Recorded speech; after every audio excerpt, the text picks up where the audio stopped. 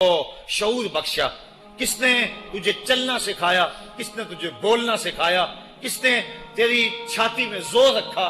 آج تو کڑیل جوان ہے، آج دولت کے انبار تیرے پاس ہیں، آج تو چودھری ہے، آج تو خان صاحب ہے، آج تو بہت بڑا عالم ہے، آج تو مفتی ہے، آج تو پیر ہے، آج تو منسٹر ہے، آج تو ناظم ہے، آج دنیا تیری بات گزار ہے، آج تیرے دماغ میں وہ قوت رکھ دی گئی کہ دنیا کو تو انگلیوں پہ نچا رہا ہے۔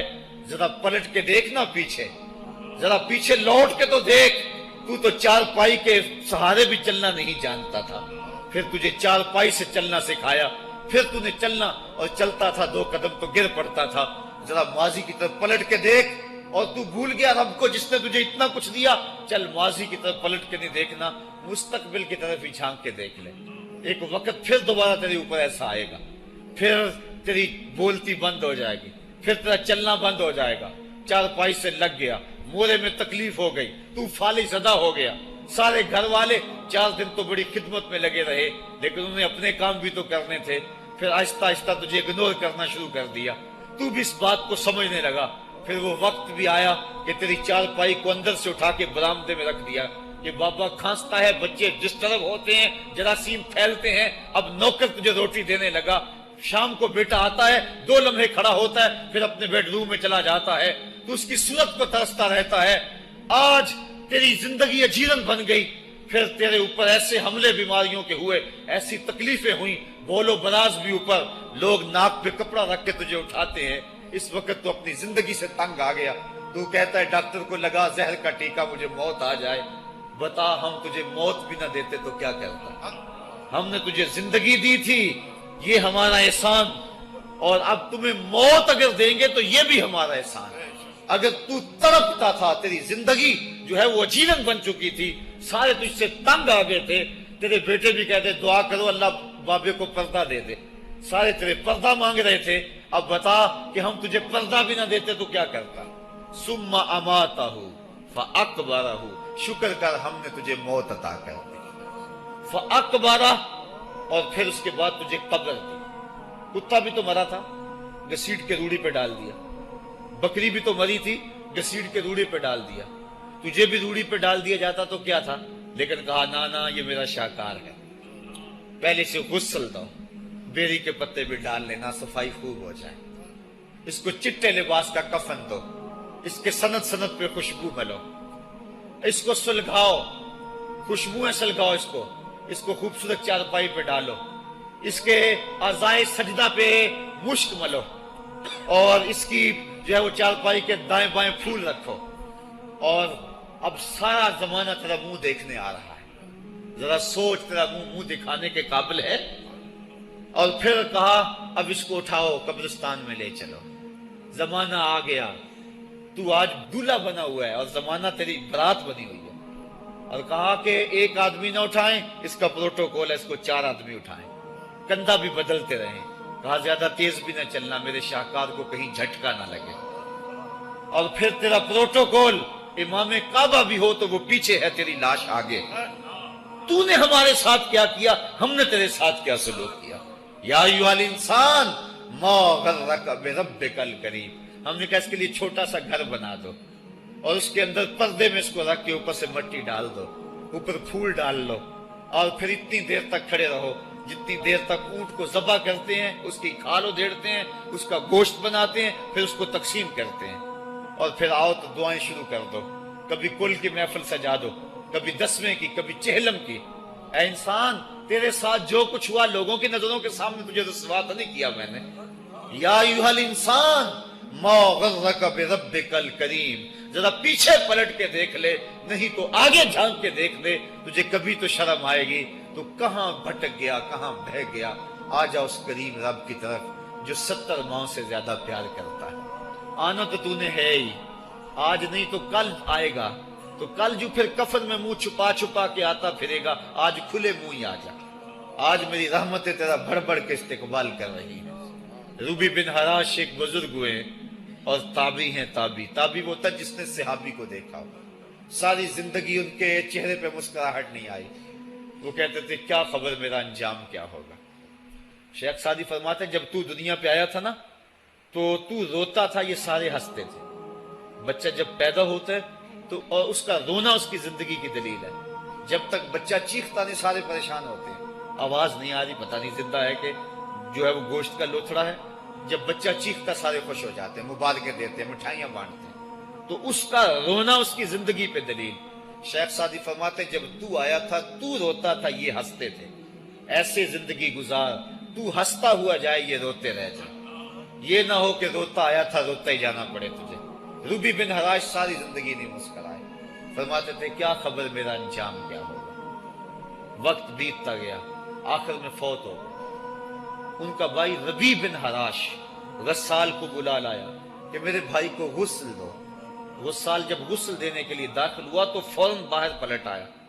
ربی پوچھنے لگا کیا ہوا ہے؟ کہا یار تیرا بھائی بڑا عجیب ہے۔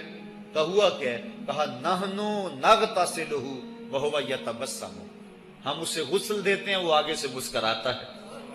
کہا اس نے قسم کھائی تھی جب تک اپنا اچھا انجام نہیں دیکھوں گا نہیں مسکراؤں گا۔ اس کو امام ابو نعیم نے حلیہ میں لکھا، روز الانف کے اندر امام سہیلی نے لکھا، قاضی ایاز مالک اندلسی نے شفا میں لکھا، اور اسی کو امام جلال الدین سیوطی علیہ رحمہ نے جو ہے وہ الخصائص الکبریٰ میں لکھا۔ کہا یا تیرا بھائی بڑا عجیب ہے، ہم اسے غسل دیتے ہیں وہ آگے سے مسکراتا ہے۔ تو اس نے قسم کھائی تھی جب تک اچھا انجام نہیں دیکھوں گا نہیں مسکراؤں گا۔ آج اس نے اپنا اچھا انجام دیکھ لیا تبھی تو مسکرا رہا ہے۔ 12 لوگوں کے 2 گروہ بن گئے۔ ایک کہنے لگے کہ یار یہ ویسے گڑی ہوئی بات ہے، بلا کوئی بندہ مرنے کے بعد بھی مسکرا سکتا ہے۔ ایک گروہ کہتا ہے یار بندہ بڑا اچھا تھا، ہو سکتا ہے کہ مرنے کے بعد مسکرایا ہو، زندگی تو اس نے دکھ سے گزاری لیکن بعد میں تو سکھ ملا ہوگا۔ اتنے میں انہیں غسل دے دیا گیا اور لوگ اکٹھے ہو کے ان کے گھر آ گئے۔ انہیں کفن دے کے پٹڑے پہ ڈال دیا گیا۔ روبی بن حراش نے جب لوگ باتیں کر رہے تھے، کوئی کہہ رہا تھا صحیح ہے، کوئی کہتا ہے غلط تھا، تو اس نے کفن سے ہاتھ باہر نکالا اور لوگوں کو کہا السلام علیکم۔ لوگوں نے کہا وعلیکم السلام، اتتکلم بعد الموت، عجیب بات ہے مرنے کے بعد باتیں کر رہے ہو۔ قال نعم اتکلم بعد الموت، کہا ہاں ہاں میں مرنے کے بعد ہی باتیں کر رہا ہوں۔ عرش فرش تے بانگا ملیاں تے مکے پہ گیا شور، بلے شاہ سا مرنا نہیں تے گور پیا کوئی ہور۔ فَلَنُحْيِيَنَّهُ حَيَاتًا طَيِّبَةً، ان کو حیات طیبہ بخش دی جاتی ہے جو اللہ کے نام پہ اپنی زندگی گزار دیتے ہیں۔ میرا رب کہتا ہے کہ میں ان کو مرنے نہیں دیتا، ان کو ستھری اور پاکیزہ زندگی دیتا ہوں۔ اور اقبال کہتا ہے فطرت ہستی شہید آرزو رہتی نہ ہو، خوب تر پیکر کی اس کو جستجو رہتی نہ ہو۔ موت کو سمجھا ہے غافل اختتام زندگی، یہ ہے شام زندگی صبح دوام زندگی۔ تو کہا ہاں ہاں مرنے کے بعد باتیں کرو۔ لوگوں نے کہا بتا پھر تیرے رب نے تیرے ساتھ سلوک کیا کیا؟ تو ربی جو فوت ہو چکا ہے کہتا ہے استقبلنی ربی غیر غضبان واستقبلنی بروح و ریحان۔ کیا پوچھتے ہو، اس کے قدرت والے چہرے پہ کوئی غصہ نہیں تھا، اس نے روح و ریحان کے پھولوں کے ہار میرے گلے میں ڈالے۔ لوگوں نے باتیں پوچھنا شروع کر دی، موقع مل گیا ایک مردہ بول پڑا، کوئی ادھر کی پوچھ رہا ہے کوئی ادھر کی پوچھ رہا ہے۔ امام ابو نعیم لکھتے ہیں کہ جب لوگوں نے سلسلہ کلام طویل کر دیا تو روبی بن حراش نے کہا اجلوا بی ولا تؤخروا بی لان ابا القاسم ينتظر علی الصلاۃ، دیر نہ کرو مجھے جلدی جلدی قبرستان میں لے جاؤ، تم مجھے باتوں میں لگا رہے ہو، امام الانبیاء میرے جنازے کا انتظار فرما رہے ہیں۔ لوگوں نے جنازہ پڑھا اور اپنے گھروں میں آنے کی بجائے سیدھا ام المومنین حضرت عائشہ صدیقہ رضی اللہ تعالی عنہا کی چوکھٹ پہ چلے گئے اور جا کے سارا ماجرا کہا۔ وہ ابھی باقاعدہ حیات تھی۔ کہا ایک آدمی نے مرنے کے بعد یوں باتیں کی ہیں، آپ اپنی رائے بتائیں کہ یہ کیا ہو سکتا ہے۔ تو ام المومنین رضی اللہ تعالی عنہا نے فرمایا تم کیوں پریشان ہو گئے ہو؟ میرے سرتاج آقا فرما گئے ہیں کانا رجل من امتی یتکلم بعد الموت، میری امت میں ایسے مرد بھی ہوں گے جو مرنے کے بعد باتیں کیا کریں گے۔ تو وہ لوگ جنہوں نے اپنی زندگی اللہ کے نام لگا دی اور اس کے ذکر کے نام لگا دی، وہ مرنے کے بعد بھی ابدی اور سرمدی زندگی پاتے ہیں۔ اور جو لوگ اللہ سے بے بہرہ ہیں، اس کی خشیت سے جن کا سینہ خالی ہے اور دین کا چراغاں جن کے سینے میں نہیں ہے، وہ چلتے پھرتے بھی مردہ ہیں۔ ان کے سینے میں دھڑکتا ہوا دل تو ہے لیکن تمانیت کا نور اس میں نہیں رکھتے ہیں۔ وہ دھرتی کے اوپر چلتے تو ہیں لیکن دھرتی کا بوجھ ہیں، لیکن یہ لوگ وہ دھرتی کی چھاتی میں ہیں لیکن دھرتی کا وقار ہے۔ ان کی قبروں سے بھی زندگی پھوٹ رہی ہے اور ضیائیں پھوٹ رہی ہیں۔ میں جب بھی کبھی لاہور گیا ہوں تو ایک منظر مجھے اپنی طرف کھینچتا ہے، جب میں دریائے راوی کے اس پار ہوتا ہوں تو میں ایک قبر دیکھتا ہوں جس پہ حسرتیں برس رہی ہیں۔ وہ بر صغیر کا مطلق العنان حکمران، جس کی کے اشارہ ابرو سے ہندوستان کی تقدیر بدلتی تھی، آج چند تاش کھیلنے والی ٹولیاں اس کی قبر پہ بیٹھی ہیں۔ اس کی محبوب بیوی جو بادشاہ کے پیچھے بیٹھتی تھی اور پردہ پیچھے لٹک رہا ہوتا، بادشاہ کا کوئی فیصلہ اسے ناگوار ہوتا، پیچھے سے وہ کمر ٹھونکتی، بادشاہ فیصلے بدل لیتا۔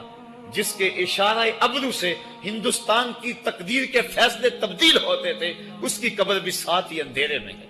اور اس کی بیٹی کی قبر کے اوپر زیب النساء کے مقبرے پہ لکھا ہے، بر مزار ماں غریباں، نہ چراغے نہ گلے، نہ پرے پروانہ سوزت، نہ صدائے بلبلے۔ ہم غریبوں کی قبر پہ کون چراغ جلانے آئے گا، کون پھول ڈالنے آئے گا؟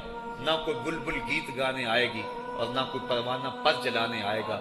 یہ وہ جو مطلق العنان تھے، یہ ان کی قبر کی کہانی سنائی۔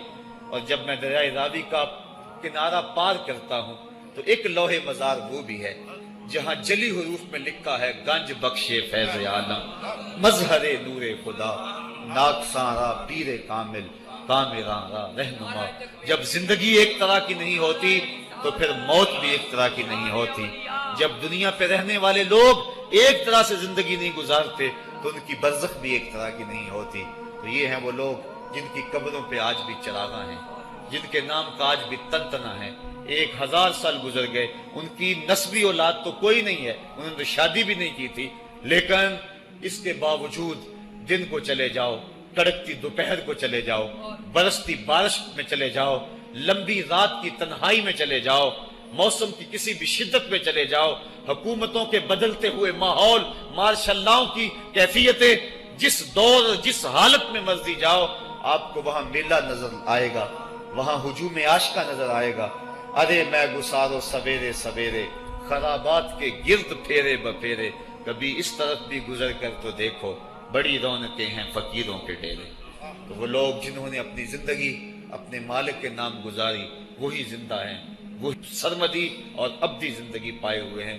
صاحبو، اب میرے اور آپ کے پاس سانسوں کا موقع موجود ہے، ورنہ یہ سانسیں تیزی کے ساتھ پگھل رہی ہیں۔ میں کل امام راضی کو پڑھ رہا تھا، وہ کہتے ہیں، ایک بزرگ فرماتے ہیں، مجھے سمجھ نہیں آ رہی تھی ان الانسان لفی خسر کی، کہ بے شک انسان گھاٹے میں ہے۔ تو میں سوچتا تھا کیسے گھاٹے میں ہے، تو کہا کہ مجھے سمجھ اس طرح آئی کہ میں بازار گیا، میں نے ایک شخص کو دیکھا جو پھٹے پہ برف رکھ کے بیچ رہا تھا، اور آواز کیا لگا رہا تھا، ارحمو ارحمو من یذوب راس مالہ، اور رحم کرو اس بندے پہ، اگر تم نے تھوڑی بھی دیر لگا دی اور میرے سے سودا نہ خریدا تو میرا جو راس المال ہے میرا وہ بھی لٹ جائے گا، کیونکہ برف تو میری پگھلی جا رہی ہے، اور اگر تم نے خرید لی میری برف تو میرے پیسے کھڑے ہو جائیں گے، اور اگر تم نے میری برف خریدنے میں دیر کر دی تو جو میں نے پیسے لگائے ہیں میرے وہ بھی پورے نہیں ہوں گے۔ تو وہ کہہ رہا تھا ارحمو من یذوب راس مالہ، وہ کہتے ہیں مجھے ان الانسان لفی خسر کی سمجھ نہیں آ رہی تھی، اس کے اس جملے کو سن کے سمجھ آ گئی کہ انسان جلدی جلدی اپنی سانسوں کو گوا رہا ہے، اسے چاہیے کہ جلدی جلدی ان سانسوں سے کام لے لے، ورنہ یہ سانسوں کی برف پگھل جائے گی اور اس کی یہ پونجی بھی برباد ہو جائے گی۔ تو صاحبو، میں اور آپ لمحہ لمحہ موت کے قریب ہو رہے ہیں، لمحہ لمحہ موت کے قریب ہو رہے ہیں۔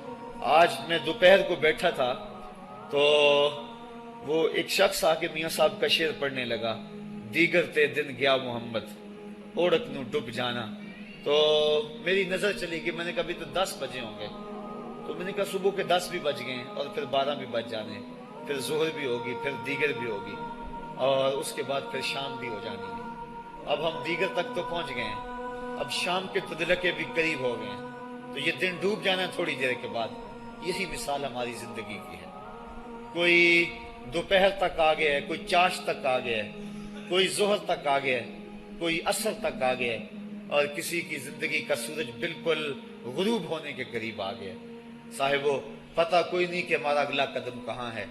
اس سے قبل کہ کوئی حجت باقی نہ رہے، مجھے آپ کو اپنی زندگی پہ نظر ثانی کرنا ہوگی، اپنے گناہوں کا اور اپنی نیکیوں کا حساب لگانا ہوگا۔ ایک ترازو تو کل محشر کے میدان میں لگے گا، ایک ترازو ضمیر کی عدالت میں آج ہی لگانا ہوگا۔ ہمیں دیکھنا ہوگا ہمارے پلے کتنے عمل ہیں اچھے، اور جو اچھے عمل ہیں ان میں خلوص والے کتنے ہیں، لوگوں کے دکھاوے والے کتنے تھے، رب کے لیے کتنے عمل کیے اور لوگوں کے لیے کتنے کیے۔ تو پھر ترازو لگا کے ہم نے اپنے اعمال نامے کو آج ہی تولنا ہے اور وزن کرنا ہے، اور اپنی زندگی کو نیکی کا حسن دینا ہے۔ وقت کٹ رہا ہے، زندگی لمحہ لمحہ موت کے قریب ہو رہی ہے، قبل اس سے کہ کوئی حجت باقی نہ رہے، ہم ہاتھ ملتے رہ جائیں، پچھتاتے رہ جائیں تو کیا فائدہ ہوگا۔ بلکہ میں نے تو پڑھا کتابوں میں، علماء لکھتے ہیں قیامت کے دن تو نیکوکار بھی پچھتائیں گے۔ بدکاروں نے تو پچھتانا ہی پچھتانا ہے، نیکوکار بھی پچھتائیں گے۔ بدکار تو اس لیے پچھتائیں گے انہوں نے اتنے گناہ کیوں کیے، تو نیکوکار کیوں پچھتائیں گے؟ جب وہ اپنے اچھے اعمال کی جزا دیکھیں گے تو وہ پچھتائیں گے، ہائے جو چند لمحے ضائع ہو گئے وہ بھی کیوں ضائع ہو گئے، وہ بھی میں نے کیوں برباد کر دیے، وہ بھی اس راستے پہ ڈالے ہوئے ہوتے۔ تو آج مجھے آپ کو موقع ہے، دیکھیں قبریں، کتنی قبریں جو ہیں وہ ہمارے کتنے ملنے والے، ذرا نظر دوڑائیں نا، آج ہم کتنوں کو کندھوں پہ اٹھا کے قبرستان چھوڑائے ہیں۔ حضرت غوث اعظم رضی اللہ تعالیٰ عنہ فرماتے ہیں، جا کے قبرستانوں میں دیکھو کتنے کتنے حسینوں کی مٹی خراب ہو رہی ہے، جو اپنے بدن پہ ایک چٹکی مٹی نہیں پڑنے دیتے تھے، آج ان کا کفن بھی تار تار ہو گیا ہے۔ جو اپنے کلف لگے کاٹن کو سلوٹ نہیں آنے دیتے تھے، آج ان کے کفن بھی ٹوٹ گئے ہیں اور ہڈیوں کے جوڑ جوڑ الگ ہو گئے۔ تو وقت ہمارے اوپر وہ آنے والا ہے، کسی نے آج تک موت کا انکار نہیں کیا۔ میں نے لوگوں کو خدا کا انکار کرتے دیکھا، آپ نے بھی دیکھا، لیکن کوئی موت کا آج تک انکار کرتا نہیں دیکھا گیا۔ موت اپنا آپ منوا لیتی ہے۔ میں اور آپ موت کے بتدریج قریب ہو رہے ہیں، ہمارا اٹھنے والا ہر قدم ہمیں موت کے قریب کر رہا ہے۔ تو قبل اس سے کہ وہ وقت آ جائے اور کوئی حجت باقی نہ رہے اور ہم ہاتھ ملتے رہ جائیں، وقت پر کافی ہے ایک قطرہ بھی آب خوش ہنگام کا، جل گیا جب کھیت برسا می تو پھر کس کام کا، پھر تو پچھتاوا ہی ہوگا۔ آج ہم پچھتا لیں تاکہ زندگی میں حسن نیکی کا آ جائے۔